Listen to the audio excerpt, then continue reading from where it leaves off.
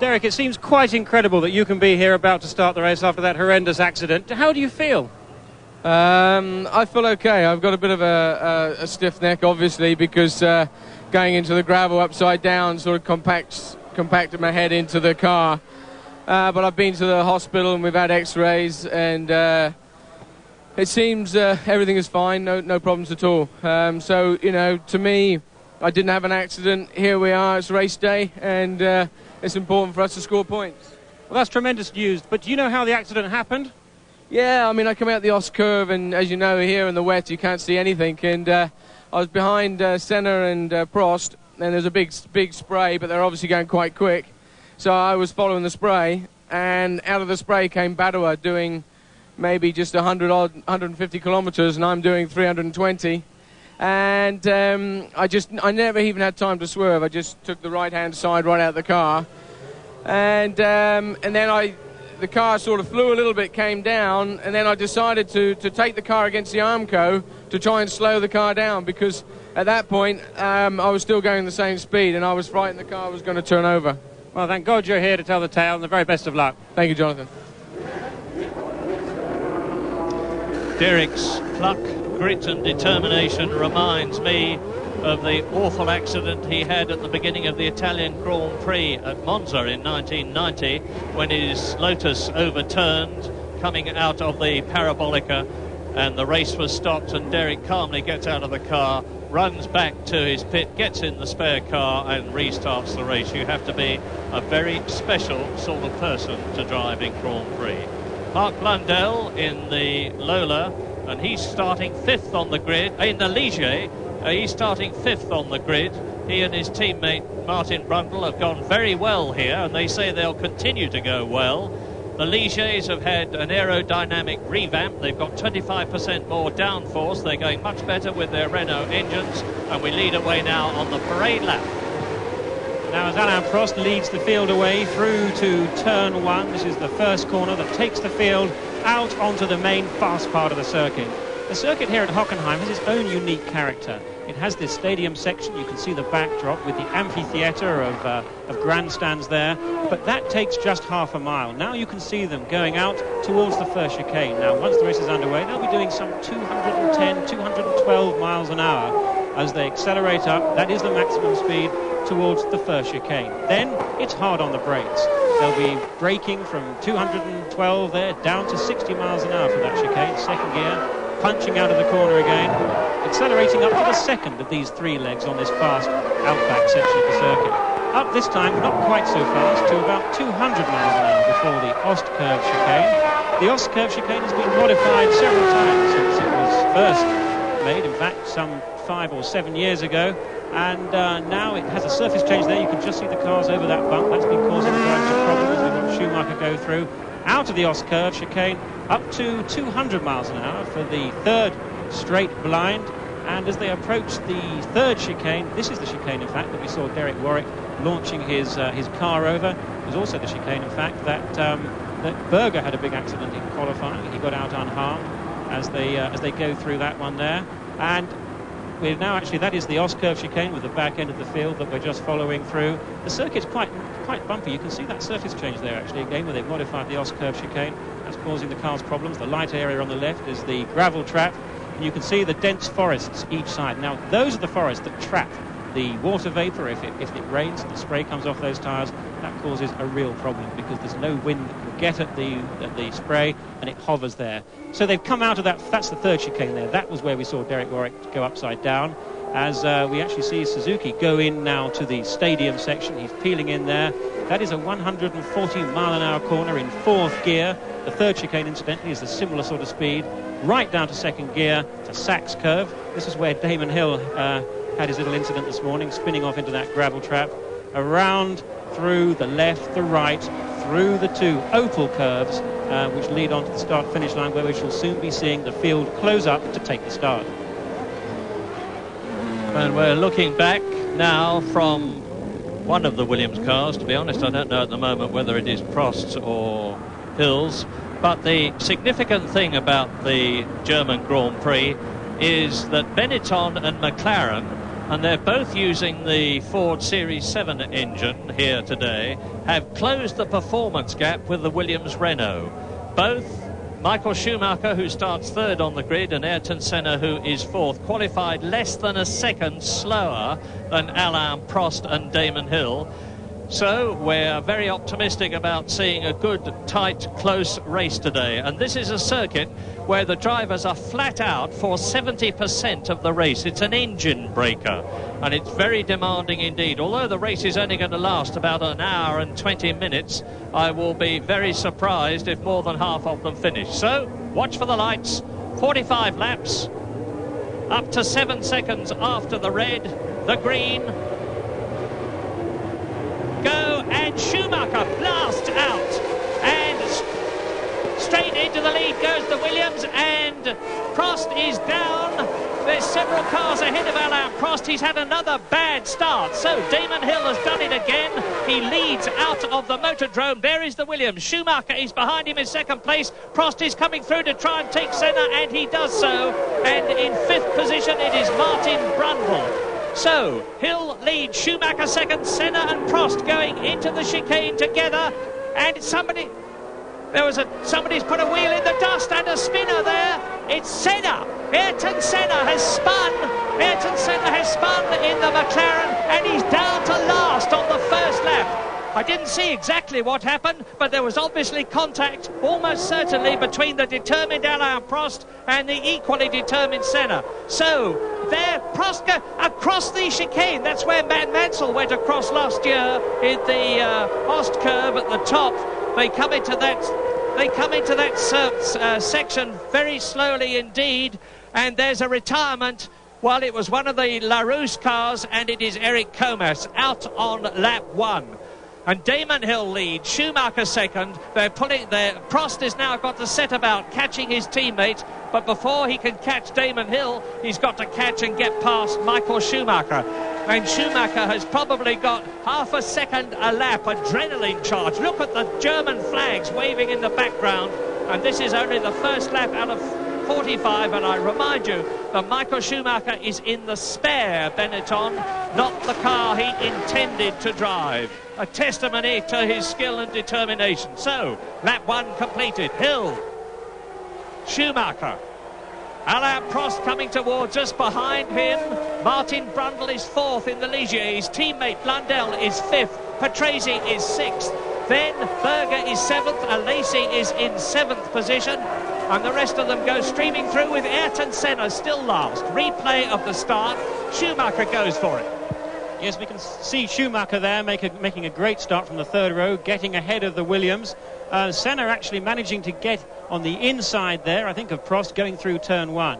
So as they go out now onto the main straight, which will probably leave the start soon. But what was interesting on that is clearly Senna's got a lot of work to do now. Prost used his power advantage to come alongside Senna on that long drag up to the first chicane.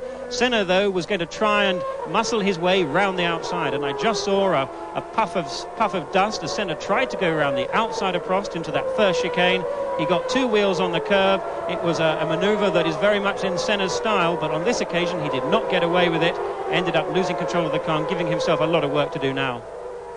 And you saw he's already passed the Lolas of Alboreto and Bader, and I think we're now going to see some vintage Grand Prix racing from one of the finest of all time, coming up from last on the completion of the first lap to where at the end.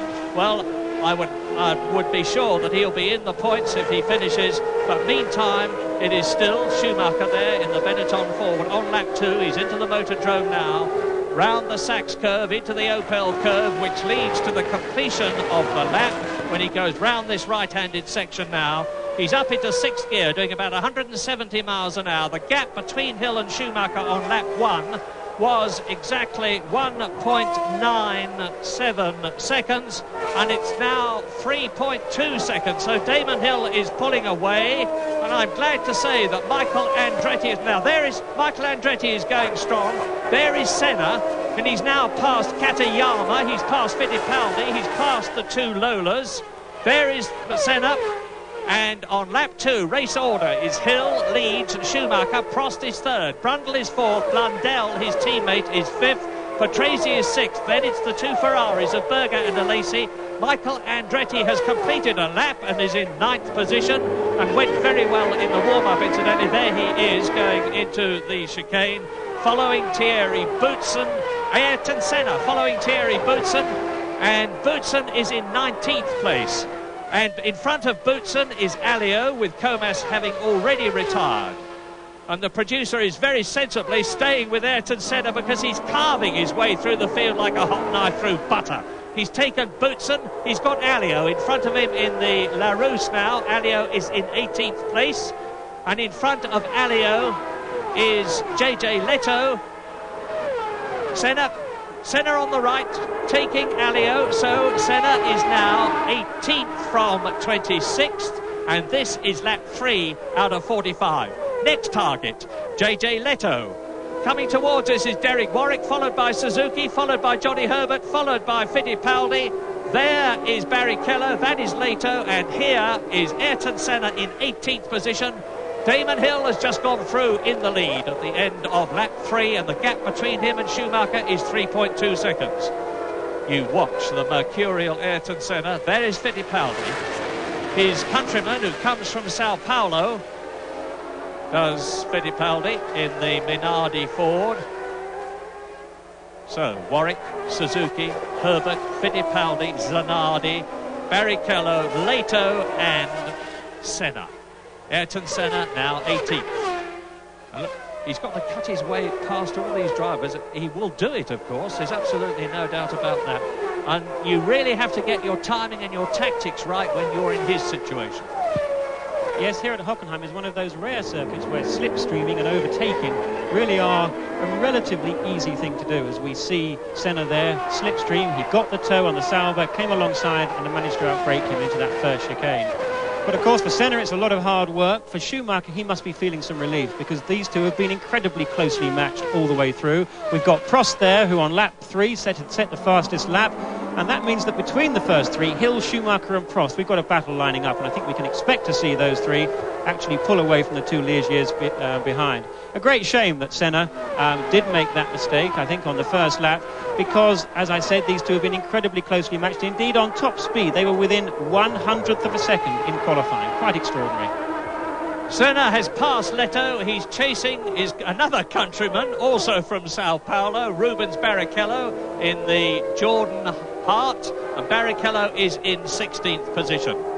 And in front of him is Zanardi in the Lotus, who's driving, incidentally, with a broken bone in his left foot and a plaster cast. Senna challenging Barrichello. Now, Barrichello is not going to give way willingly. He will know that it's Senna behind him, because it's a very distinctive shape and colour is the McLaren Ford. Now, lap 5 out of 45, 1/7 distance, or more than that already, with Hill leading, Schumacher second, but the gap is down to 2.2 seconds, so the German has closed. Prost is third, just 1 second behind Schumacher. Fourth and fifth, as you see, are Brundle and Blundell. Patrese is in the points at 6th position, and Alain Prost in 3rd position is right with Michael Schumacher on lap 5 out of 45 as they go into the Oscurve. That is the top part of this circuit, and this is where Prost will be able to use the power advantage of the Renault engine. Yes, Prost right in the toe of Schumacher now, but Damon Hill on his 4th lap has gone about 1.5 seconds slower than he did previously. Now, he's clearly had no traffic ahead of him, so I hope that's not some kind of problem. Perhaps he just got a bit wide. Now, we're riding there with Prost right behind Schumacher. You can see him tucking in. He's following all the dirty air from Schumacher's car coming into the stadium. As he comes in there, you'll see those grandstands, or you could if they hadn't changed the frame. There are the grandstands, the crowd, some 170,000 of them round. Prost in the Williams there, a little bit less horsepower perhaps now. The L fuel was deemed to be not exactly conforming with the interpretation of the regulations, and there is Andretti pulling off. Yet again another miserable race for Andretti, 12th in qualifying. He was better in the warm-up, but that looks like the end of his race, something mechanical perhaps there. And he draws up alongside Eric Comas' Larousse. I don't know what poor Michael Andretti has to do to finish a Grand Prix successfully. He scored points twice this year, but this is the 10th race, and now Prost is poised to pull out of the slipstream of Michael Schumacher and use the power of the Renault to go past, which he does, up into second position. Now something flew up, you saw it as well as I did. I don't know whether it was a bit of rubber debris from Senna's coming together, but whatever, it doesn't seem to have affected either cars. And now Prost has got to do something about that 2.5 second gap on lap 6 out of 45 between him and the car ahead of him, which is Damon Hill, his teammate in the second Williams Renault. Damon didn't do his car any harm, or himself physically, when he spun off in the warm-up this morning, and that looks like less than 2.5 seconds to me, but he didn't do his ego very much good. And Prost is, I think, closing, and so is Schumacher. I do hope there's nothing wrong with Damon Hill's Williams Renault. So Hill, Schumacher, Prost, Brundle, Blundell, but the two Ligiers, 4th and 5th, are dropping back. We're riding with Prost now, taking Michael Schumacher's Benetton Ford ahead.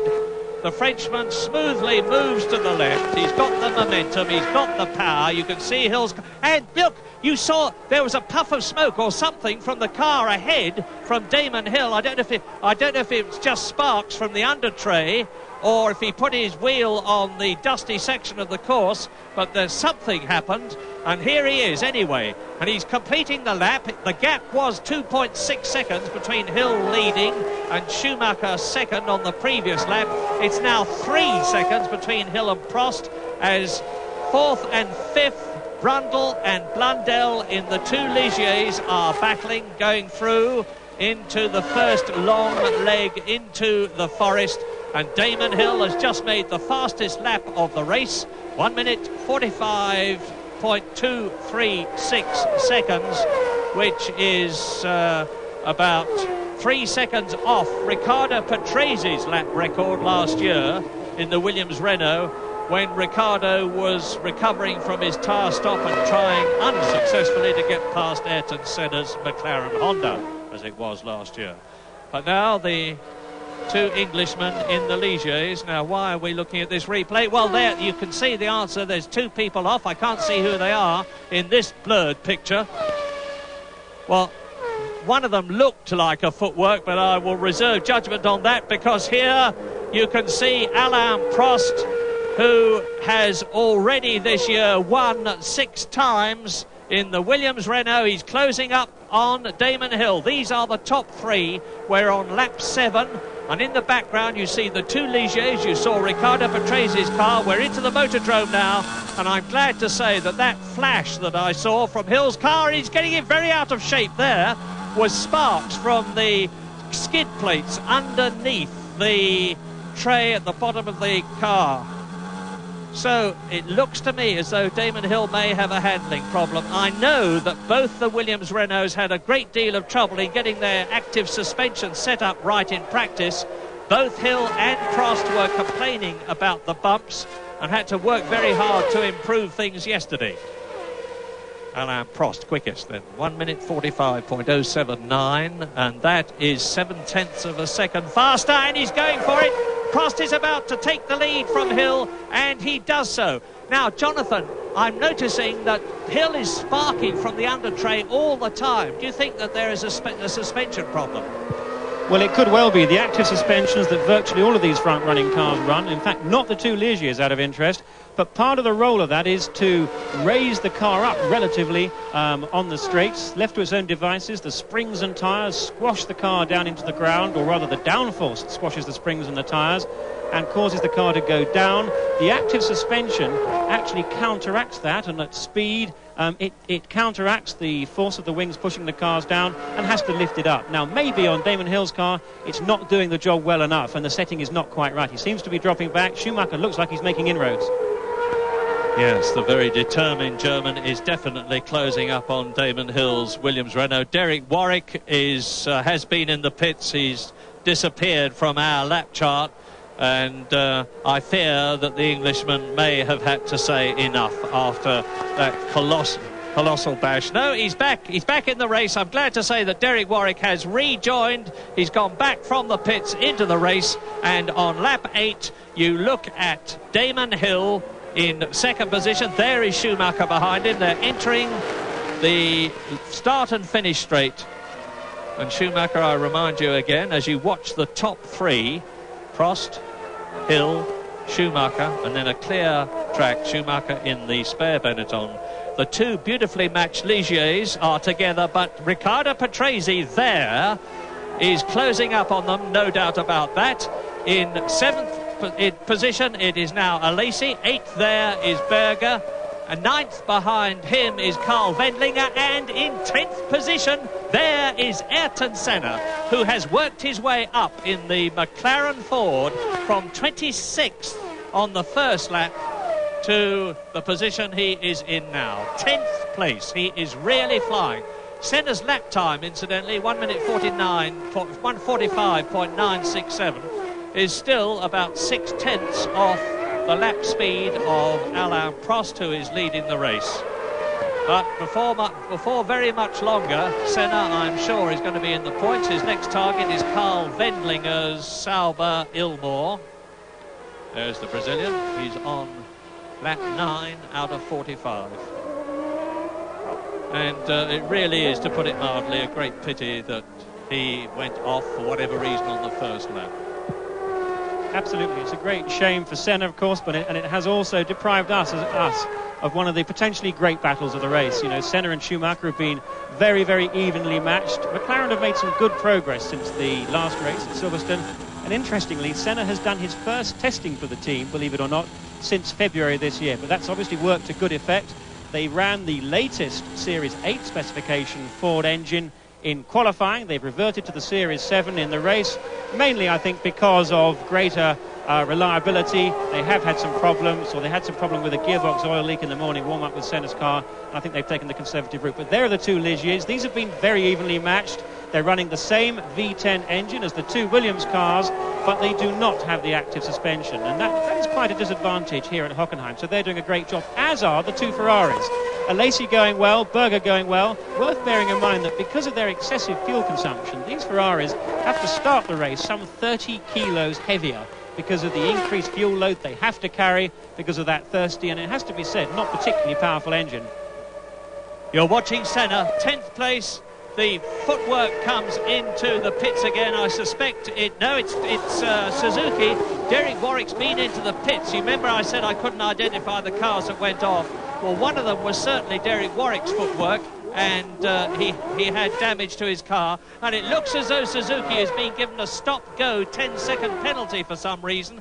And it also looks to me as though Damon Hill has got the bit between his teeth, has taken a deep breath, is charging, and he is now only 0.8 of a second behind Alain Prost, and the gap earlier on was 1.5 seconds. Now, there is Hill. Behind him, the green and yellow Benetton into the motordrome again. It is still Brundle and Blundell almost tied together. 4th and 5th in the Ligiers. Patrese is 6th. Alesi is 7th. Berger is 8th. Wendlinger is 9th. Senna is 10th, but won't be very much longer because he's... And into the pits. Into the pits comes the Williams Renault of Alain Prost. Now, if this is a tyre stop, first of all, we weren't expecting it, and secondly, we were not expecting it as early as lap 11. And it's a stop-go. There is the FISA official on the left, and I don't know what this is for, but Alain Prost has been penalised for 10 seconds, and that was on... Sorry, it was on lap 10 of the 45-lap race, roughly quarter distance. So I have the news that there have been stop-go penalties for cars 2 and 25. That is Alain Prost, and car 25 is Martin Brundle. Well, I haven't seen him come in, and I will try and find out what these stop-go penalties are for. I must tell you, I don't have the faintest idea at the moment. Well, I think the most likely thing at the moment for that stop-go for Prost is perhaps going back to that first lap when Prost did go on through one of the chicanes. He missed out the chicane, and it could well be that now he's paying the price for it. We do believe that Suzuki has been penalised in the same way for the same offence, and we've now... Yes, it is indeed. In fact, Brundle as well also has a stop-go. This looks like a a real traffic jam here with stop-go penalties in the pit lane because of people cutting through these chicanes. Now, it's not actually that difficult with these cars. They're very light on grip, very low downforce, and the track gets dirty and they can easily go straight on. And the net of all this, of course, is that Damon Hill is back in the lead. There is Alain Prost. Michael Schumacher in second position in the Benetton. He is unaffected, and Alain Prost is fighting back. Now, a 10-second penalty, even for the Williams Renault, is a very considerable one indeed. And on lap 10, and they're just coming through to complete another lap, and there is Alain Prost doing so, chasing Schumacher, and followed by the Ferrari of Jean Alesi. The order is Damon Hill leading Schumacher by 2.3 seconds. Prost is another 2.3 seconds behind Schumacher in third position. Brundle is fourth, Blundell is fifth, the two Ligers. Patrese is sixth, Alesi is seventh, Berger is in eighth position. You're watching Michael Schumacher, and in ninth and 10th positions still Carl Wendlinger and Ayrton Senna. And of course, the closer to the front that Senna gets, the more difficult it is going to be to pass people. And Prost, as a result of his stop, is down to sixth position. So there are the two leaders, and that is Michael Schumacher. Well, he's already won one Grand Prix in his career. He won in Belgium last year and became the third youngest Grand Prix driver in the history of the sport to win a race. And Damon Hill has got his time and his effort cut out now to keep the Flying German behind him as they enter the Motordrome, and they are now on their 11th lap, just coming up to complete it. You're watching the leader, Damon Hill. Of course, it's just worth pointing out that these 10-second penalties actually incur far more than a 10-second penalty for the cars concerned, because by the time they come up into the pit lane, and it's relatively slow coming in at Hockenheim, then accelerate on the way out, they probably lose something like 20-25 seconds in all. As we watch there's the Benetton there. I think it's Schumacher going through. Schumacher was in scintillating form in qualifying. He set his time, third fastest time for the grid in the dying minutes of yesterday's session. And he really drove that car around like a rally car. Quite extraordinary. There's Patrese there, going well in his Benetton, closing up towards the Ligiers. The way that Prost went by Schumacher, in fact, was no great surprise, because those Williams cars are 6 miles an hour faster in a straight line, and that tells. Now, the metaphorical dust seems to have settled after Suzuki's stop, after the stop of Alain Prost, and after the stop of Martin Brundle. And you're watching now the Benetton of Riccardo Patrese and Alain Prost, and the race order is there after 12 laps. As you can see, Hill 3.5 seconds ahead of Schumacher. Mark Blundell has moved up into third position with Riccardo Patrese in fourth place. That is Alain Prost in fifth position.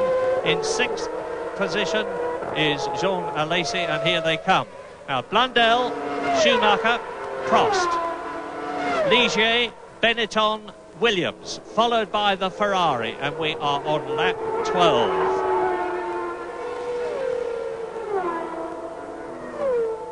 So there is Patrese sandwiched between the Ligier of Mark Blundell and the Williams Renault of Alain Prost. And Mark Blundell is having a terrific German Grand Prix already. He's had one third position already this year in South Africa. But it's all eyes on Damon Hill. He's got a 5-second lead now over Michael Schumacher, and he's just done the fastest lap of the race, 1 minute 43.984. Yes, it looks like Hill is really flying now. He's probably been inspired by the fact that he's pulling out a little bit of a gap. He's 5 seconds ahead of Schumacher. He's not got Prost breathing down his neck, and that will allow him to concentrate on being smooth and quick and not having to defend his line. And that's always nice for a driver, to be out in front, not having to be too worried about what's going on. Now, in fact, interestingly here, Williams on this circuit, which is very hard on brakes. It's hard on engines, hard on brakes. And there's Alesi in for the first, looks like the first tyre stop, unless they're taking the back off the engine there, although it looks like there's not a tyre stop. There's more to it than that. Looks like another problem for Ferrari of some sort. They appear to be getting him out and ready to go. But hard on brakes here, and Williams, incidentally, are running effectively a powered brake system. It's part of the ABS. They're not actually running ABS here, but they do have some power assistance, and that makes them unique, and that will certainly help the heavy brake pedal loads that everybody will be feeling. Now, subject to confirmation from a picture, I think Ayrton Senna is in the points, because there he is. He's right behind Jean Alesi. He's past Gerhard Berger. No, he's one place off the points, because Jean Alesi is in 6th position, and Senna, who was 26th on the first lap, is 7th at the moment. And you're going to see the difference now between the 5-valve Ferrari V12 engine and the Ford V8, because Ferrari have decided in the race not to use the newer 4-valve engine that they've been using in practice. And Jean Alesi is fighting now to hold his 1 point position, 6th place in the race. We're on lap 15. Hill is pulling away from Schumacher. It's now 6 seconds, with the Englishman lapping consistently faster than Michael Schumacher in 2nd place. And as you watch Alesi and Senna, and as you watch the Ferrari of Gerhard Berger, who is in 6th position, they're a long way now behind Riccardo Patrese, some 9 seconds, and Patrese is in 5th place. Prost is in 4th position. Blundell is 3rd. Schumacher is in 2nd place, and of course Damon Hill is leading. So now you can see why Hockenheim is an engine breaker.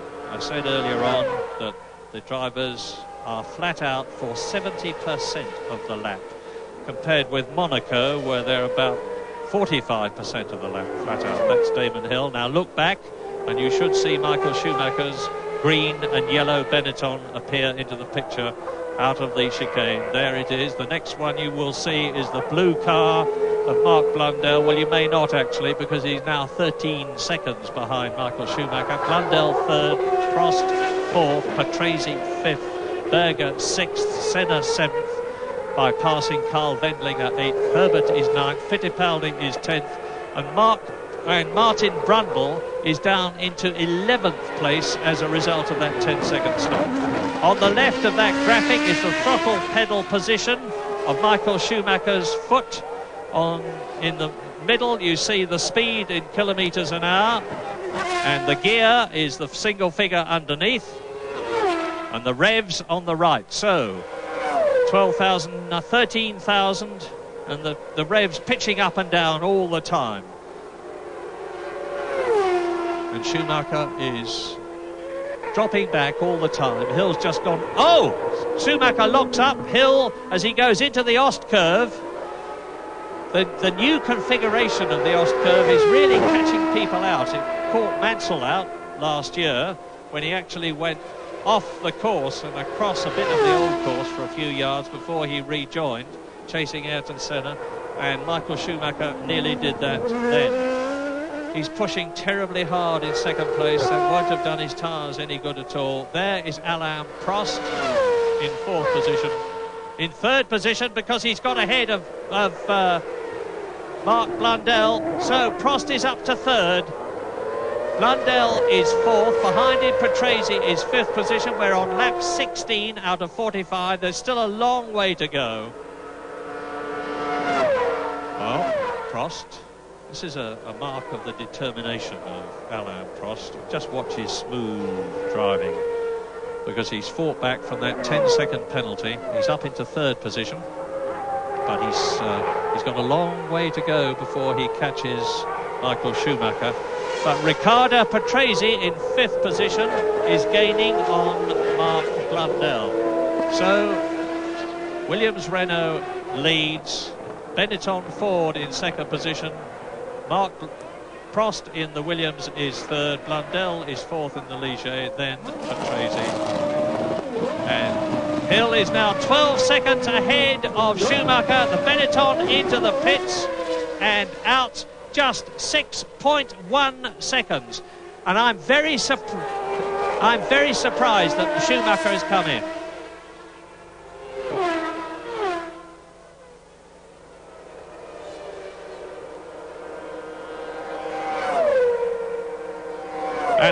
And on lap 17 of the German Grand Prix here at Hockenheim, Damon Hill is now leading Michael Schumacher by a considerable amount because the German has just come in and changed tyres.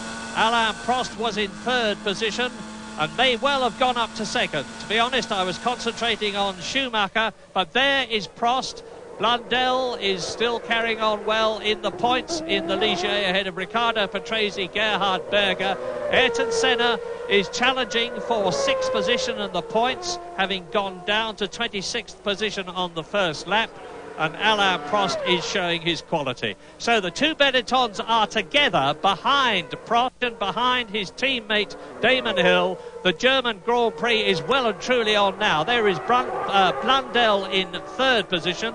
Michael Schumacher in fourth position, just ahead of Riccardo Patrese, who is fifth, as Damon Hill comes up to lap Aguri Suzuki.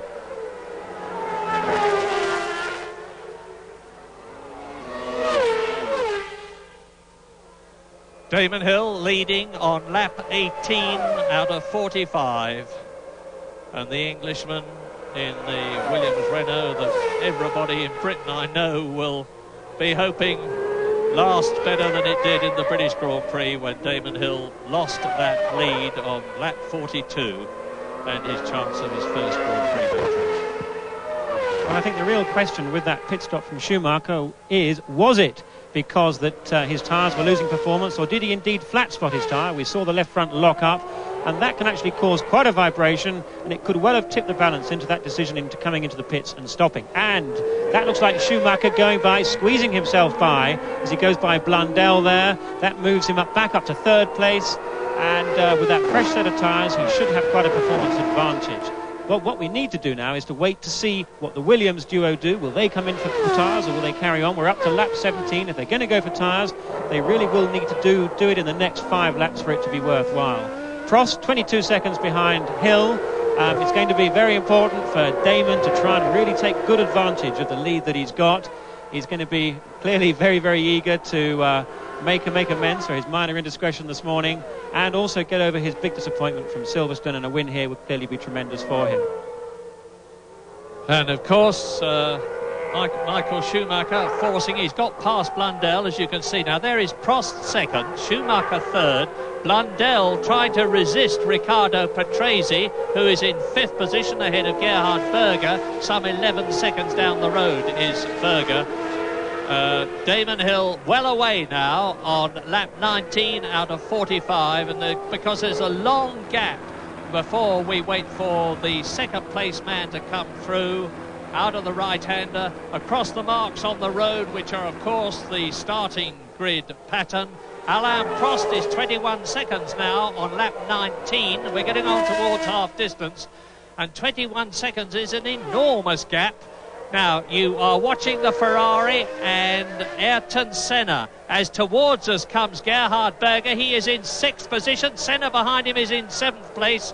And the Austrian is staving off his ex-teammate, because for 3 years they were in the McLaren team together.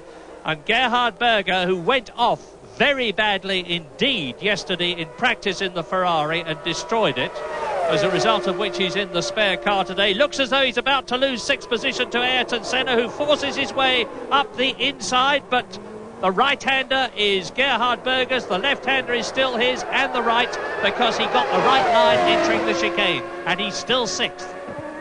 Yes, Senna clearly exercising a bit more caution on that particular lap through the chicane than he did when he tried to go around the outside of Prost. Clearly Berger doing a very good job staving off. Oh, Senna slid, then he locked up the back end. We saw the car get a bit out of shape. He's having a very hard job getting by Berger. The Ferrari hasn't been especially quick on the straights compared to the McLaren, so I'm surprised it's taking Senna that long, and he's going to find this immensely frustrating. He needs to try and get up into certainly another few places up for him to feel that it's been any kind of worthwhile race for him. McLaren, as we said, going a lot better, running the same specification engines now as the Benetton team. Benetton don't seem to be over happy with the situation. The McLaren appear to have engine parity, but clearly Senna is the man who has the chance to challenge Williams for the World Championship. Into the motordrome. Now this is the left-hander, the Sachs curve. It's a second gear corner. They take it at about 70 miles an hour, accelerate up into third, and about 100 miles an hour for the Opel curve. And Gerhard Berger has certainly got the performance here. Now, this is where Ayrton Senna on the previous lap closed up, as into the pits comes Patrese in the Benetton from 5th position, and Patrese is going to exit from 5th at about the same time as Berger 6th and Senna 7th go into turn 1. Well, now there is Patrese. I saw a flash of a car behind him, but they've gone through. So, up into Patrese's 5th position has gone Gerhard Berger, which means to say that Senna is in the points. Down to 7th place has gone Riccardo Patrese. Here is the battle between the Ferrari of Austrian Gerhard Berger and his friend and ex-teammate Ayrton Senna, now for 5th place. Now, as we watch that battle, look in the background for the Lotus of Johnny Herbert. He's actually lapping very quickly indeed. He's lapping faster than Berger, faster than Senna, and he's closing that gap, which really would be tremendous for him. The Lotus, of course, going well. We should just see it. I think we just missed it. The Lotus going well at Silverstone, not being too good here in qualifying, but nevertheless making up an advantage from Berger holding up Senna. There's the Lotus there. Let's just watch. He's now 5 seconds behind. Damon Hill has gone through to his 21st lap. He's approaching half distance in the 45-lap German Grand Prix. You will remember that the gap between himself and Alain Prost in 2nd place was 21 seconds. The Frenchman just goes past now. It's still just a whisker under 21 seconds, and Prost may have lapped a fraction quicker than Damon Hill, but he hasn't cut into his lead very much. Schumacher is only 3.5 seconds in 3rd place behind Prost. Mark Blundell is still 4th, and this, Berger and Senna, is the battle for 5th position. And into the pits comes Ayrton Senna. So the Brazilian has decided to stop for tyres in a race where the conventional wisdom was that there may not be any tyre stops at all. The McLaren team are usually absolutely mustard at getting him out, and that, I think, is the fastest race pit stop I've ever seen. 4.81 seconds by Ayrton Senna, but he's probably lost his position to Johnny Herbert in the Lotus, who Jonathan Palmer has just told you is coming up fast. We're on lap 21. That was wonderful choreography there from those McLaren mechanics. 4.8, absolutely superb. And there's Patrese going off. Patrese's had an off, and that's with his new tyres on. Herbert now trying to capitalise on it, take advantage of it. Let's see what happens there. See if Herbert can get the jump on Patrese now. But Senna made the right decision then. He was being held up by Berger. He was losing 1.5 seconds a lap. And we can tell you too that Schumacher actually has set the fastest lap now, 43.3, faster than the 2 Williams cars on his new rubber. And I suspect that'll mean that Williams will react to that by bringing their cars into the pits. And with Johnny Herbert and Patrese, as you see a spinner there, that is Riccardo Patrese, who is spun. But with both of them was Christian Fittipaldi, the young Brazilian in the Minardi Ford, who's coming up fast and at the present moment is in 9th position. So, race order now is Hill leading, Prost 2nd, Schumacher 3rd, Blundell 4th, Berger 5th, Ayrton Senna in 6th position, Riccardo Patrese battling with Herbert and Fittipaldi behind Ayrton Senna. And what is often a processional German Grand Prix is proving to be anything but here.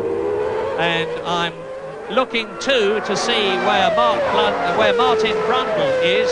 He's only in 18th position, as a matter of fact. He's been lapped. You see him there. He's in the background. He's been lapped by Alain Prost, who is in 2nd position, 20 seconds behind Damon Hill. Lap 22. This is the half-distance lap. Hill is leading, Prost is 2nd, Schumacher is 3 seconds behind Prost in 3rd place, Blundell is 4th, Berger is 5th, Patrese is in 6th position. Then this battle, Johnny Herbert and Christian Fittipaldi for 7th and 8th, Ayrton Senna 9th after his tyre stop, Wendlinger is 10th, and to complete the dozen, Alesi is 11th and Alio is in 12th position. And coming towards us, Prost, behind him is Alboreto in the Lola. That is Derek Warwick in the blue helmet. And there is Michael Schumacher trying to get to grips as he passes the Lola with Alain Prost. And I remind you that Michael Schumacher in the Benetton is on new tyres. That flat spotting that he did may actually have done him a favour. He came in a bit earlier than he expected to, but he's got enough race mileage left in his Goodyears to get him through, and he's cutting through the field now. He's got Martin Brundle ahead of him, who he's about to lap, and Derek Warwick is ahead of Brundle. Now, having just said that, I think it's time for perhaps Williams to come in, seeing the pace that Schumacher's running. Hill has just put in the fastest lap of the race, a 43.2, which clearly seems to indicate that he can stay out. We do understand that he's had a pit sign saying tyres OK. Now, clearly Williams don't know what their tyres are like, but I suspect they've had information from Goodyear. It's been passed back from Benetton, from Patrese and Schumacher, who have stopped to say that wear is OK. There we go, his fastest lap of the race there for Damon Hill. Now, the circuit here at Hockenheim, as we approach half distance, in fact virtually exactly at half distance, is one that is relatively easy physically. These long straights are very hard on the car, hard on the engine, hard on the brakes, but relatively easy on the driver. Now, having said that, it's actually quite hard on a driver mentally, because one cannot rely on the natural flow of the circuit to keep other cars behind. Overtaking is a very real possibility here, and the activity we've seen, for example, with Berger holding off Senna, demands a lot of concentration from Berger, positioning his car carefully but reasonably to try and keep other drivers behind. Brundle in the blue car is 18th. Behind him, Michael Schumacher is 3rd. Martin Brundle really suffering for that 10-second stop-go penalty he had for whatever reason. Something to do with cutting a chicane, I wouldn't be at all surprised. And it looks as though he's about to be lapped by Michael Schumacher, as Damon Hill now on his 24th lap out of 45. He's just put up the fastest lap of the race, and Alain Prost is an increasing distance behind Damon Hill. 22.5 seconds. Hill is lapping faster than the Frenchman. Schumacher is still 3 seconds behind Prost. Now, there is Alain Prost just going out of your picture. There is Martin Brundle, who is a lap behind almost Michael Schumacher, that we're following round the right-hander into the first chicane. And that is Ukio Katayama going off yet again, which he makes a hobby of. And the Japanese driver plunges across the gravel trap, and his momentum carries him through. But meantime, someone else has gone off, and it is the Sauber of JJ Leto, and he's definitely out of the race because he's not going to get back from that. Leto is not settling it down at all happily in the Swiss Sauber team, which is backed by Mercedes-Benz. And there is Katayama, about to be lapped by Damon Hill, who is on his 24th lap, an increasing lead over Alain Prost. Now, here's another replay. Oh, it's JJ Leto plunging off, having been lapped by... That's exactly what he did yesterday in practice at almost exactly the same spot. You can see he's desperately trying to keep going, but the car is sinking into the gravel all the time, and there he is out of the race. Yes, you could see there that Leto locked up his front wheels at that entry to the second chicane, the Oskurve chicane, and those gravel traps that do such a good job in stopping errant cars from hitting the barriers obviously bogged him down. You could actually see his rear wheels thrashing away as he desperately tried to drive the car out of it to keep momentum. However, the course was hopeless, and he'll be bogged down in there and obviously out of the race. Now, you're watching Ayrton Senna after his pit stop. He's in 7th place. Behind him is Johnny Herbert. There is the Lotus in the background in 8th position. Ahead of Senna, this car, is Riccardo Patrese, who is in 6th place. There's Senna. Behind her, Senna is Herbert. Behind Herbert, driving a superb race, and you've got to expect this now, is young Christian Fittipaldi, the nephew of Emerson Fittipaldi, who is leading the Indy Championship in America. And Ayrton Senna does not seem to be making any impression at the present moment on Riccardo Patrese's Benetton, which is in 6th place, the last car in the points. Hill now 21.5 seconds ahead of Alain Prost. Schumacher still 3 seconds behind, and Schumacher can't get past Martin Brundle. There's Schumacher. That's Martin Brundle ahead of him, who is 17th. Almost 4.3 miles behind, effectively, Michael Schumacher, as you watch Mark Blundell challenging Gerhard Berger now for 4th position. Hill leads, Prost 2nd, Schumacher 3rd, Berger is in 4th place, there he is, and behind him Mark Blundell in the Ligier Renault 5th, and going beautifully. Now, straight line speeds are all important, and don't forget there that Mark Blundel's Ligier has the Renault engine, which we assume has about 60 horsepower more than the others, including the Ferrari engine of Gerhard Berger. So we should see Blundell manage to get by Berger, which is of course a different story to that we've seen with Brundle. There we are through that third chicane. Blundell well placed, but this is a difficult place to go by. If he can manage it here, he'll be doing very well indeed. This was the place where Senna managed to sweep round Patrese, to Patresi's ultimate spinning. No, he didn't make it, not really surprising, into the stadium there. Now all he can do is just pace Berger. Now what Blundell has really got to set himself up for is the start of the lap.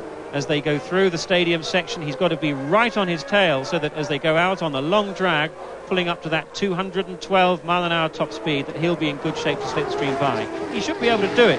With that horsepower advantage, he's got about a 4 or 5 mile an hour straight line advantage. There we can see it closing. Now let's just watch through that turn 1, 130 miles an hour, fourth gear, up through the semi-automatic box. Berger got wide. Now he's got his chance. Now he must get by now. Berger got wide. He threw some sparks up from those curbs. Berger trying to squeeze him a bit, but giving him a bit of room. No, he should be about by. Now, unless Blundell breaks too early, he's got the inside line for the chicane. He really ought to get through. Berger's not going to give up, though. Berger is not giving up. But, no, that was very nice driving. Good driving there. Berger tries to look round the outside, but really he can do nothing about it. Blundell is through and on his way. Now, can I point out to you that while those cars were driving side by side, and as they are now, as Berger attacks again as they come down into the stadium section, and they almost bang wheels, and Berger retakes the fourth position, they're doing 200 miles an hour. Can you visualise that? It's almost unbelievable that they can fight with each other, not touch each other, give fair play, move over when they have to, and get ahead, travelling at that speed. Marvellous scrap. Gerhard Berger is fourth, Mark Blundell is fifth. Behind them, Riccardo Patrese is closing up a bit because these two are tending to get in each other's way. Riccardo Patrese, you'll see his car next. There it is in the background in sixth position, as again Mark Blundell tries for fourth. And once again, Berger keeps him back. Well, that really was extraordinary. I really don't see how Blundell lost his momentum there. We know he's got a bit more power. It was almost as though he missed a gear coming out of that chicane. But these cars have the semi-automatic gearbox, and that shouldn't be possible. It's merely flicking the switch, or indeed you can run the gearbox in a fully automatic form. But he's now got to start that whole sequence all over again. He's got to tuck into Berger. They're coming up past the start-finish line. He's got to position himself accurately for this turn 1. Now let's see what happens this time. We should see a complete scenario, but what you can see here, you've got two real tigers. Berger never gives up, but Mark Blundell too is a really forceful driver. Let's see what happens. Fourth, fifth, sixth and seventh, and in the background Ayrton Senna. Fourth, Berger, Ferrari. Fifth, Blundell in the blue Ligier Renault. Behind them and catching them, Riccardo Patrese in the yellow and green Benetton is sixth. And in the red and white McLaren, you can see it just in the background, is Ayrton Senna. Damon Hill is still leading by over 20 seconds from Alain Prost. Schumacher has closed the gap between himself and Prost to only 2 seconds with the fastest lap of the race, 1 minute 43.03. And that is about 1.5 seconds off Riccardo Patrese's last year's lap record. And you can see Patrese in the yellow and blue car remorselessly inching up on fifth place Mark Blundell, and Senna is catching all of them. What a marvellous scrap. Berger from Austria, Mark Blundell from Barnet, Riccardo Patrese from Padua, and Ayrton Senna from Sao Paulo, and Blundell dodges out from underneath the rear wing. Beautiful bit of timing, goes past the Ferrari, back into fourth place, into the Motordrome, down to the second gear, Sachs curve. You can really only coast round in effect here. Got to hold station. Riccardo Patrese closing up on now fifth place Gerhard Berger. Damon Hill has gone faster again, 1 minute 42.9, and the lap record is 1 minute 41.6. So, Berger 5th, Patrese 6th, Senna 7th, and Blundell has created clean air between himself and the three behind him, and they're having to fight to keep each other back as Senna comes out from Patrese's slipstream and goes through into 6th position. Does he? Yes. This is an epic drive by Ayrton Senna. It certainly is, an epic drive there from Mark Blundell too. That overtaking manoeuvre we saw was brilliantly executed. He got the momentum. He was closing he was closing all the way through that third chicane, closing Blundell, and he pulled out, flicked his way by, and got the advantage over Berger. And into that stadium corner is not easy, but Berger left him room. Blundell came up the inside and took full advantage. Now we've got Senna on with Berger now too. And again, these two are very closely matched. Patrese waiting in behind, seeing what's going on. Incidentally, Patrese's 250th Grand Prix here. Blundell out on his way. Patrese there, following Senna, Berger. And this is tremendous stuff. This really is superb. Coming down towards the stadium now. And Patrese goes by. Patrese by Berger as they go into the stadium. Patrese, of course, on new tyres. Berger, we think, on the original set. Senna on new tyres too. I've said to Riccardo Patrese, what about your 250th Grand Prix? It's an all-time record, way ahead of anybody else. And he said, I don't care about which Grand Prix it is. I care about the last one and the next one. I'm not concerned whether it's my 250th or my 300th. Well, there are those who say that the Italian veteran has lost his touch, but I don't see it. But I do see Akio Katayama going off yet again in the Tyrrell Yamaha. Now, has he done it permanently this time? I expect has he lost the engine? I do not see any power going through those rear wheels. And here is Damon Hill on lap 29 out of 45, coming up to 2/3 distance, and he's maintaining seemingly quite easily his 22nd lead over Alain Prost, and he has just lapped Rubens Barrichello in the Jordan, and Barrichello is in 12th place. So Hill leading by a long way. Barrichello in 12th position, lapped. Behind him is Philippe Alliot in the Larousse 13th and lapped. Alain Prost is still 20 seconds behind.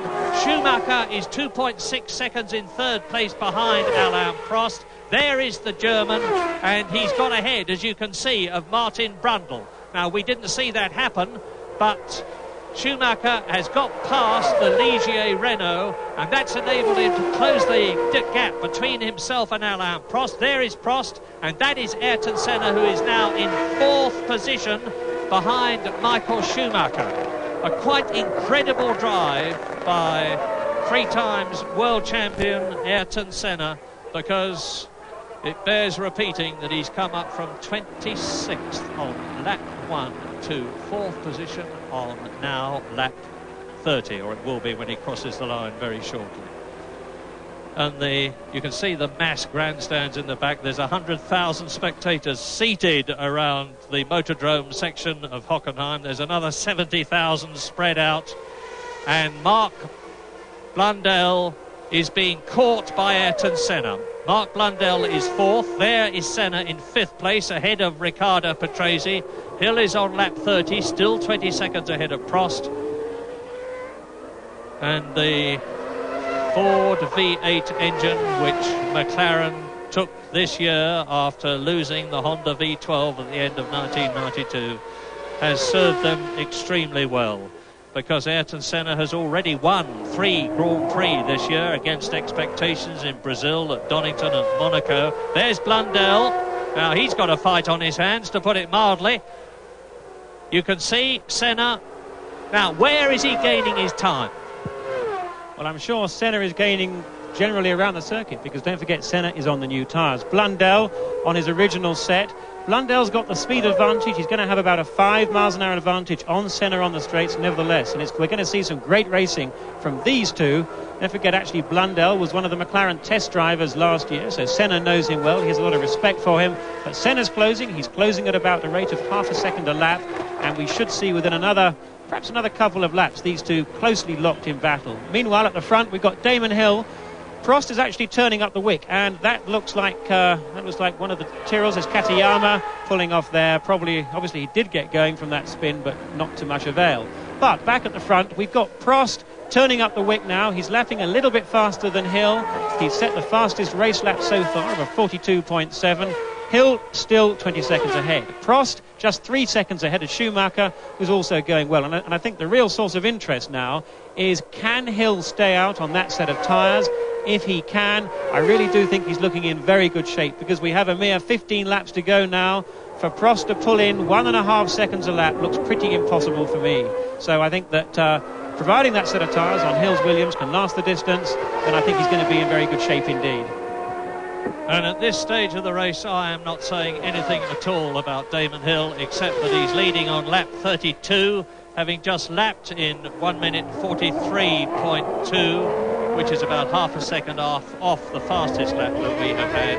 And I'm still waiting for Alain Prost. As I say it, he goes through, and the gap may have been reduced a bit, but on lap 32 it's still nearly 20 seconds, although Prost has just made the fastest lap of the race, 1 minute 42.5, which is exactly a second off the lap record.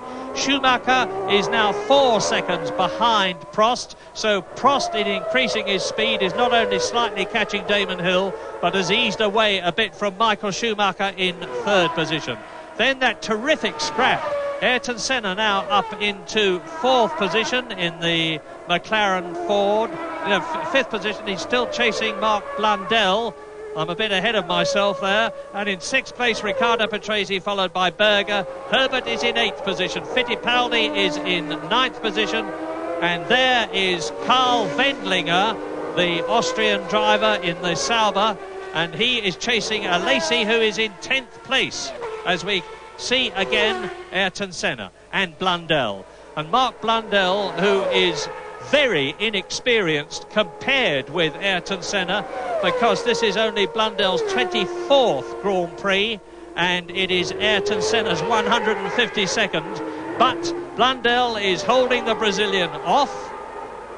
Blundell in the Ligier, and there in the background you see Riccardo Patrese, 6th place, Berger 7th, Herbert 8th, Fittipaldi 9th, Jean Alesi in 10th position, and we're on lap 33. There's just 12 laps to go. Well, I take my hat off to Mark Blundell, because as Jonathan Palmer has just reminded us, Ayrton Senna, after that incredibly quick 4.81 seconds tyre stop, is on new rubber, and Schumacher in third place comes in for new tyres. Now, he should be able to get out well before the battle for fourth position. In fact, he has, because he was a long way sprinting out of the pit lane now, rejoining the circuit on the exit from the Motordrome to the first leg up to chicane 1. And Michael Schumacher exits, having taken on fresh tyres. Now, he may well have decided that he was not making up any time on Alain Prost ahead of him, and it would be worth his time at this stage of the race to take on new tyres in the hope that they would give him the extra speed. I'd be surprised, Mario, actually, on that, because Schumacher did, after all, come in for that admittedly early pit stop. Therefore, he was on his second set. We've got Hill and Prost still on their first set. So to think that it was worthwhile stopping once again does seem rather extraordinary to me. But nevertheless, I think it's more likely that he had some kind of problem. Maybe he had a blister. Maybe the tyres were vibrating. We know he's in the spare car. He's perhaps not as happy. I suspect he will not be as happy with the handling of his car as he would have done had he been in his original race car. Just watching the cars now at high speed, it's worth pointing out that this year the cars are about 5 miles an hour, between 3 and 5 miles an hour faster by virtue of those narrower tyres. The track, if you remember from the beginning of the year, is 6 inches narrower this year. The tyres are 3 inches narrower each side, and that's paying dividends because the cars are faster in a straight line. Of course, this time last year we had some rather special fuels in Formula One that was subsequently banned at the next race at Hungary. So the power output is actually less with the cars now than it was this race last year. Now, while you watch Schumacher, I will tell you that Alain Prost is charging. He's just gone round a second quicker than Damon Hill. And although the gap is still 17 seconds between race leader Damon Hill, as you watch Schumacher, and Alain Prost, we're on lap 34 in this 45-lap race, and if Prost keeps up this pace, he's going to be mighty close to Damon Hill at the end of the race. But on lap 34, Hill leads Prost by 17 seconds. Prost is now 22 seconds ahead of Michael Schumacher in third place. We're waiting for Ayrton Senna to come past, or Mark Blundell. Well, we'll see. It's Mark Blundell, and he is 2 seconds ahead of Ayrton Senna, so Blundell is still fourth, holding off the Brazilian. Riccardo Patrese is 6 seconds behind Senna. Patrese is sixth. You're looking at Schumacher, who is in third position.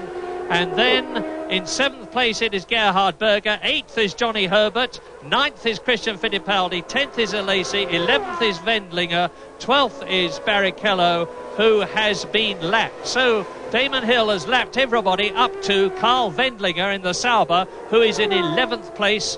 As you watch alone on the circuit, Michael Schumacher. In the background is the Jordan of Thierry Boutsen, who is in 15th position and has been lapped, of course. This is a slow motion shot of Michael Schumacher.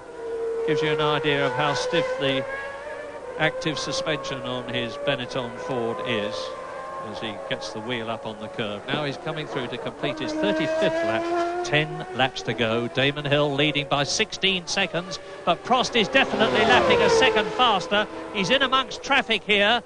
There's Damon Hill behind Christian Fittipaldi and ahead of Carl Wendlinger. And Christian Fittipaldi in the Minardi is in 10th position. So Hill is now lapping 10th place man. He has already lapped Carl Wendlinger. And Damon Hill, of course, in getting past these people is making things difficult for Prost, who is behind him, and he has got to lap them as well. And I just saw a Ferrari going through the picture there. That is Johnny Herbert, followed by Jean Alesi. Johnny Herbert, who is in 8th position. Jean Alesi, who is in 9th. And Wendlinger scrapping with Fittipaldi. Wendlinger goes up to 10th place in the Sauber, ahead of the white Minardi there of Christian Fittipaldi. So there's a lot of scraps all down the field, and the gap between Damon Hill now and Alain Prost is 16 seconds. Schumacher is 22 seconds now behind Alain Prost. And that is Fittipaldi, slow motion, Damon Hill behind him. That is Wendlinger, number 29. 21 is the Lola of Italian veteran Michele Alboreto, as they roll their way in slow motion through the chicane. And Alain Prost goes through. He's still quicker, lap after lap now. He's gone round 2 seconds quicker than Damon Hill on this lap. And on lap 36 out of 45, the gap is down to 14 seconds. Now, you can say on the one hand, as out of the race, that's the Katayama's car being pushed in. We saw him go out some time ago. I was going up to say, as you watch Blundell and Senna, and in the background coming out of the left-hander Riccardo Patrese, respectively 4th, 5th and 6th into the motordrome. I was going to say that you can say that Damon Hill is pacing himself very carefully, but you can also say that Alain Prost is taking quite large chunks out of his lead lap by lap. Lap 36, 14 seconds between Hill and Prost. Schumacher third. This is Senna in 4th place. So 10 laps to go. Prost 14 seconds behind Hill. Hill's last lap was a 45.4, Prost's a 43.3. Now, the reason that Hill was slow there, though, was not because he was lapping slowly, but because, in fact, we saw him mixed up with those bunch of back markers. But it's going to be very, very important for Damon not to get held up too many times by getting involved in gaggles of back markers that haven't seen him. It's a difficult job. He's got to keep his nose clean. He's not got to touch anybody. He should, with that kind of advantage, though, 14 seconds, he should be able to maintain it to the flag, mechanical reliability permitting. And, of course, at Silverstone, he had an engine problem. The engine blew spectacularly. We saw that. It also blew actually in Spain too. So Damon has been the unlucky one of the Williams duo. Let's just hope that it all clicks together for him here. There we are, 43.2 from Hill, proving that he can keep it on the pace. Mind you, a 42.2 from Prost. Prost is really turning up the wick now. He's only 13 seconds behind. This looks like being a very exciting end to the race. And Derek Warwick is caught by Riccardo Patrese. Riccardo Patrese, who is in 6th position. Derek Warwick, who is in 18th place. Now, is he keeping Riccardo Patrese back? No, Derek Warwick moves over. And what a man of iron Derek Warwick is. He went off at 200 miles an hour this morning. You saw that awful accident earlier on. He upended his car, the footwork, in the gravel trap, and was literally eating gravel. Came out of the car, had a rest, went to hospital, had an x-ray, came back, said, I'm going to drive. Amazing. Ricardo Patrese then, 6th position, goes into the left-hander at the Sachs curve in the Motordrome, watched by 100,000 Germans. Now the right-hander at the Opel curve, which he completes, and into the start and finish straight in this right-hander here, and that will be to complete his 36th lap in 6th place in the points. As you watch now, Damon Hill, and he's coming up to lap, it looks like, Sandro Zanardi in the 2nd Lotus. And Hill, it's Johnny Herbert, my apologies, spotted the Lotus, and Hill comes up behind him, and he's going to lap him as they go out of the Motordrome. And behind now then Damon Hill, Johnny Herbert 8th and Lacey 9th, you can see them. So this is the race leader. He has lapped the battle for 8th position, which is being waged by Johnny Herbert, and there is the Ferrari of Jean Alesi. And Senna comes through to lap Christian Fittipaldi, which Mark Blundell has already done. Mark Blundell driving the race of his life.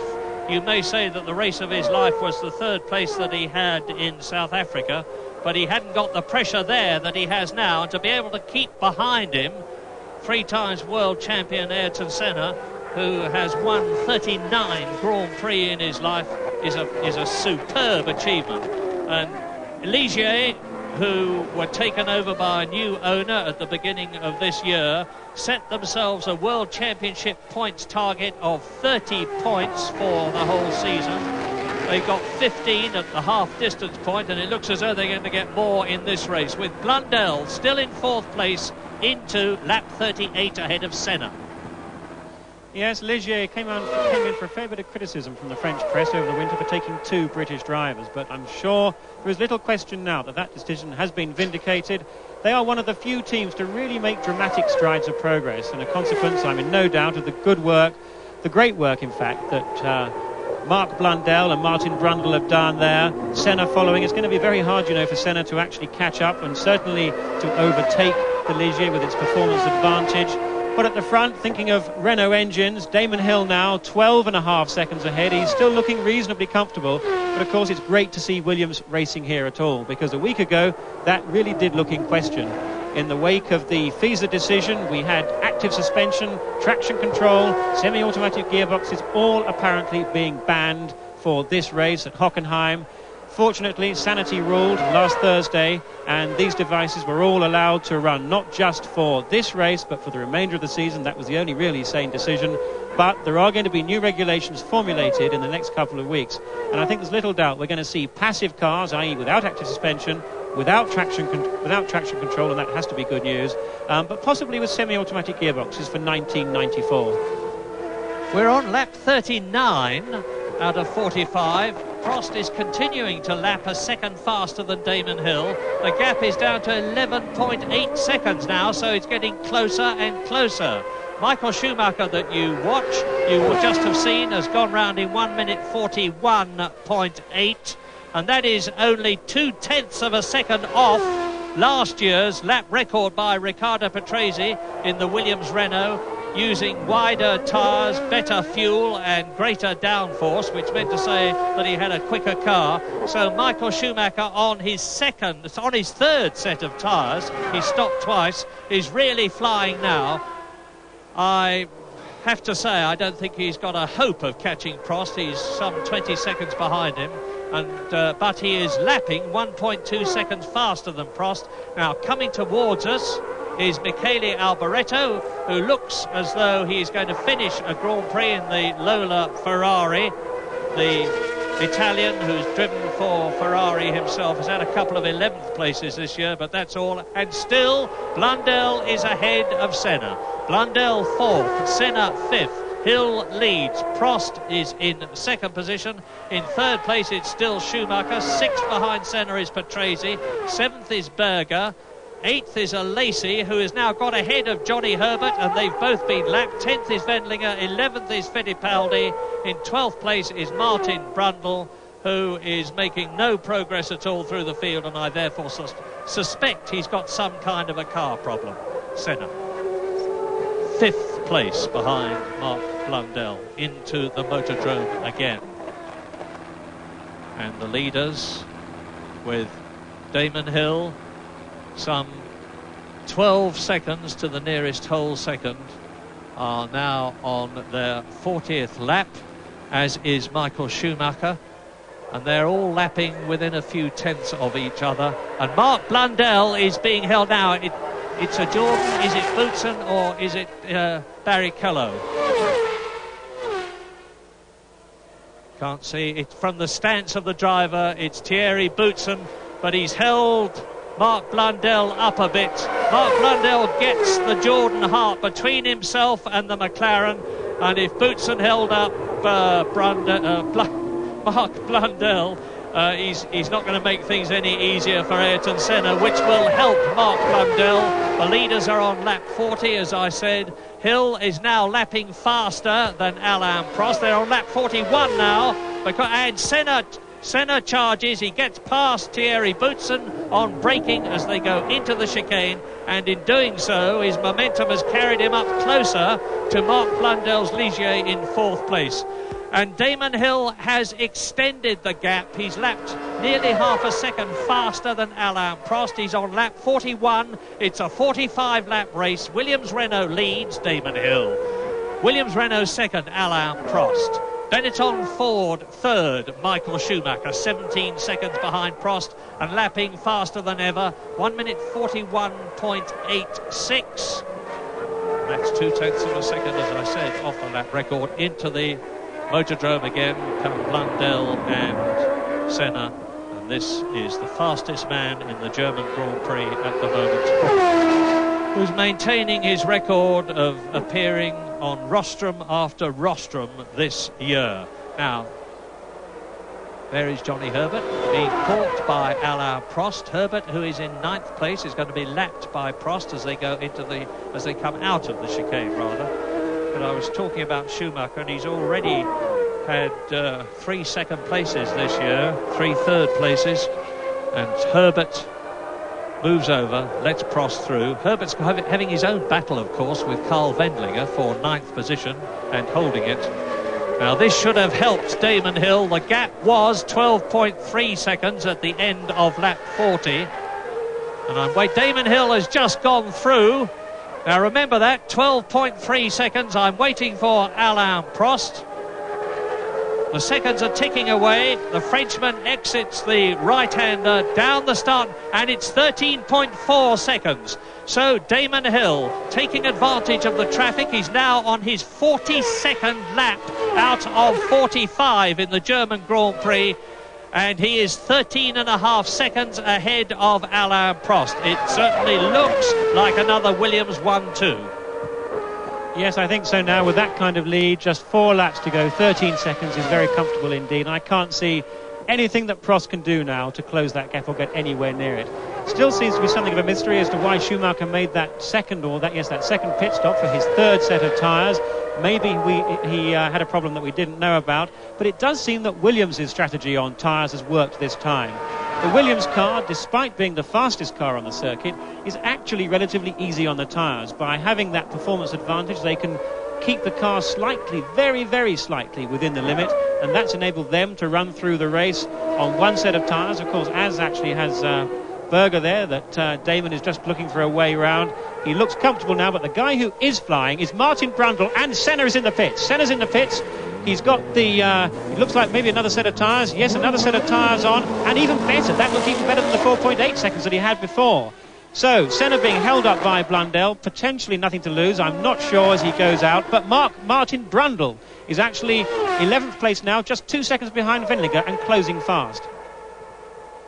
Now, when I ask myself, can I let myself off the leash about Damon Hill? There he is, and he is now on his 43rd lap. He has this one and the next 2 to go between him and potentially his first ever Grand Prix victory, and this is only his 12th race, 2 of which were last year in the Brabham, which hadn't got a hope of winning a Grand Prix. And since Damon came to drive for the Williams-Renault team, having been their tester, having driven in Formula 3000, having driven in Formula 3 and Formula Ford, and having been a motorcycle racing champion, Damon Hill has had 4 second places this year, and he has lapped Gerhard Berger, who behind him in the Ferrari is in 7th place. Hill is leading, Prost is in 2nd place, and the gap between Hill and Prost is getting greater all the time. It's now 13.5 seconds. Schumacher is also 13.5 seconds behind Prost. You've seen Senna come in for a new set of tyres, so that will consolidate the 4th place of Mark Blundell, who goes through in the Ligier. He's 44 seconds behind Michael Schumacher in 3rd place, but it looks as though we're going to have 2 British drivers in the first 6, and we're waiting now for the 5th place man to come through. There is Schumacher. The 5th place man has gone through. It's Ayrton Senna, but he's now 19 seconds behind Mark Blundell, and only 7 seconds ahead of Riccardo Patrese, who is in 6th position. And as I told you, in 7th place it's Berger. Alesi is 8th and has been lapped. Johnny Herbert is in 9th position, and Damon Hill is now on his last lap but one. There are only 8.4 miles, less than that, only 8 miles between Damon Hill in the Williams-Renault, who spun off in the wet warm-up this morning. It may have bruised his ego a bit, but he didn't let it worry him. And Damon Hill, who was consistently fast behind Alain Prost in practice and who started from 2nd position on the grid, is now, as I say, on his 44th lap, entering the Ost curve, and he can afford to take it relatively easily, to back off just that amount that you need to do to make sure that everything is okay. Here he is, and he's now, I cannot believe it. It's a tyre, it's the left rear tyre of Damon Hill, and for the 2nd race in succession, Damon Hill has had, there's Prost going through to win almost certainly the German Grand Prix. For the 2nd race in succession, Damon Hill has had appalling luck. In the British Grand Prix, his engine packs up. In the German Grand Prix, his left rear tyre packs up, and he's tried to limp back to the pits. This is Schumacher going through to take 2nd place from him. There he is. Next it will be Mark Blundell, who moves up into 3rd position. Senna will be 4th, Patrese will be 5th, Berger will be 7th ahead of Alesi, Martin Brundle will be in 8th position. But yet again, fate has snatched victory from the hands of Damon Hill. This is a replay. You see the Ferrari of Gerhard Berger come out from behind the rear wing of Damon Hill, and it looks as though the Williams tyre strategy, sadly, was not right. Yes, I think that's exactly the right conclusion there. Of course, it was a similar strategy, as I recall, that put Nigel Mansell out in a very similar incident in Adelaide, the last Grand Prix of the year, back in, 1987, I believe. Isn't that absolutely incredible? I mean, Damon Hill, engine problems at Silverstone, tyre problems here, but why him? He'll be thinking, why me and not Prost? Why does it always happen to me? Well, Prost has been very fortunate to win this race here, assuming that he goes on to do so without further problems. He made a poor start, he then ran wide, he had that 10-second penalty, and to actually come out and take a victory, if he can do it, really will be rather fortuitous for him. But there we are, Hill, he's actually gone off, he's in the stadium. He will have lost control, probably at relatively low speed, as he tried to limp back to the pits. Behind, of course, Prost, Schumacher, made, I'm sure, the best possible use of the car that he's had this weekend. He made that second pit stop. We don't quite know why, but second place, a very good reward, and I'm sure he'll get much more rapturous applause for that on the rostrum than Prost will for being on the front. Mark Blundell, a brilliant drive, superb positioning there. Senna paid the price for that mistake on the first lap. He should have been second. Nevertheless, a great drive coming back. And Alain Prost is in the closing stages of the last lap of the German Grand Prix. The Frenchman is going to win here for the 7th time this year. Alain Prost exits the last corner, sees the checkered flag, wins the German Grand Prix. But he, I'm sure, will be the first, as he was in Silverstone, to say this could have been and perhaps should have been Damon Hill's race. The hero of Germany, with the flags in the background, finishes second. Michael Schumacher, a fine drive in the spare car, which he leapt into at the very last moment when everybody was in position on the grid.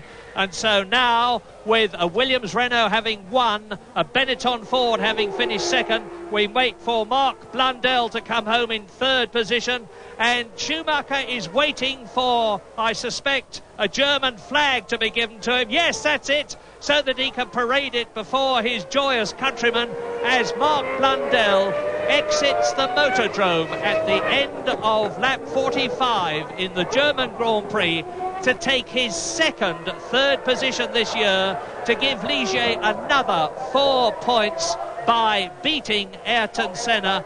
And he's only just crossed the line, and it looks to me as though Mark Blundell has run out of petrol as Senna motors on. Well, Blundell finishes third, 8 seconds, nearly 9 seconds ahead of Ayrton Senna. So it's a Williams, the winner, a Benetton second, a Ligier third, a McLaren in fourth place. A long gap now before the fifth place man comes home, and it's Riccardo Patrese. He has done so. So Benetton again have got 2 cars home in the points in the top 6 places. Gerhard Berger in the Ferrari gets only his second points finish of the year for 6th place, ahead of his teammate Lacey. Both the Ferraris have finished, and that's very unusual this year. And Martin Brundle, 8th for Ligier, a lap down ahead of Carl Wendlinger, Johnny Herbert 10th, Christian Fittipaldi 11th, Philippe Alliot 12th position in the Larousse. And poor Damon Hill is classified 15th, 2 laps down, which will be absolutely no consolation to him at all. Well, Jonathan, Damon had the jinx strike again. Lap 42 at Silverstone, and the same lap here, actually. It's not his lucky number, and he really deserved that race. Absolutely, yes. I think whilst at Silverstone there was always some conjecture as to whether or not Prost would have got by, could have got by, what would have happened in those last 15 or so laps. There was no question that with his 12-second lead with 4 laps to go, this race belonged to Damon Hill, and he'll be feeling absolutely numbed, I think, by that kind of incident. As we said, very similar to that which beset Mansell in Adelaide. The car this time, though, didn't get out of control as much. He managed to drive it back halfway back to the pits before he stopped. Really tremendously disappointing there, and perhaps for 2 races on the road now, Damon is really going to be able to, or is really going to begin to wonder if he's got a real luck problem there. But nevertheless, I'm sure it'll come right. This race is still relatively young for him, or his career is young, let's put it like that. He's got many more races yet, and the important thing is that he has proven here today that he's got the ability to win Grand Prix and quite probably win World Championships, and that should maintain him his seat with Williams next year. Well, very happy Michael Schumacher. He's got nothing to be ashamed of. He started the race in the spare car. He's had to change tyres twice, and he's still finished in second place. And the German is only 24 years old. This was only his 32nd Grand Prix, and he's very much a superstar of today and a world champion of tomorrow. I have absolutely no doubt of that at all. But Alain Prost, if my maths are right, is now 27 points ahead of Ayrton Senna in the World Championship, and looking more and more like a world champion for the 4th time. And as you see, Michael Schumacher has moved closer to Ayrton Senna. He's now 14 points behind him, and he was 17 points behind him when this race began. And Johnny Herbert still up there in the points on the championship, although sadly he didn't score any in this race. But again, the German Grand Prix, round 10 of the 16-round World Championship of 1993, won by Alain Prost, and that was his 7th victory this year on his return to Grand Prix racing after having had to take an enforced sabbatical last year. Michael Schumacher, you're looking at the World Championship points now, and as a result of the Williams-Renault success, the fact that Andretti is out means that they're even further ahead of Williams in the Constructors' Championship than they were before. You're looking at the Parc Fermé, where the cars are assembled at the end of the race for the scrutineer to look at them, Charlie Whiting. Prost has won then. Michael Schumacher finishes second again, and that is the 4th time this year. Mark Blundell, a superb 3rd place for Ligier. Ayrton Senna had to admit defeat, but finished in 4th place, ahead of Riccardo Patrese 5th and Gerhard Berger in 6th place. Martin Brundle in 8th place, Johnny Herbert in 10th position, and Derek Warwick a non-finisher after his appalling crash this morning. So, an exciting, eventful German Grand Prix, which is not what you always get here at Hockenheim. Schumacher climbs the stairs in his yellow overalls behind Alain Prost, who is very definitely the man of the day in Germany at Hockenheim, the winner of the German Grand Prix, the man who receives the award, the man who is about to spray the champagne. And we'll see those celebrations in Sun. Delight. Alain Prost sort of shrugs and says, well, you know, today I was lucky. And my teammate Damon Hill, for the 2nd time, was extremely unlucky.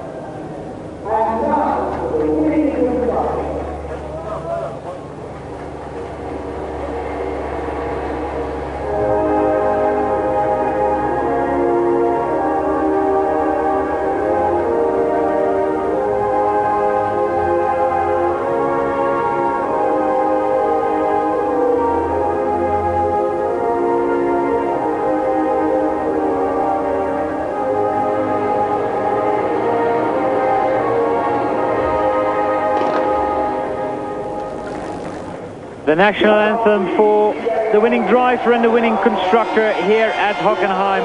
Alain Prost receiving the trophies. Well, and then we wait for the champagne. Well, Alain, I think, realizes that his luck today was lucky. This is a victory that he anticipated before the lights went to green. It evaporated almost instantly. He had a stop-go penalty. But there he is on the podium again. But Michael Schumacher displaying the kind of enjoyment, satisfaction and pleasure that we have come to expect. Every time he's on the podium, it's like the first time. The joy is literally unbounded. And of course, the thousands, hundreds of thousands of Rennfahrer fans here at Hockenheim. And there as he raises his trophy above his head, the roar goes up all around the stadium here in Hockenheim. Well, Michael Schumacher here, a hero today, and a man who is, look at it, he's so happy with that 2nd place. Well, Alain Prost has got 77 points. Ayrton Senna has currently got 50 points, so that's 27 points. Last year, the gap between Nigel Mansell and Riccardo Patrese was 46 points. So the championship is not over yet. 3 weeks from now, we're in Hungary. A totally different circuit with slow corners, high downforce, and let's see what happens then. Well, Michael Schumacher has no champagne left in the bottle to spray the Polka TV crew, but he still has a go.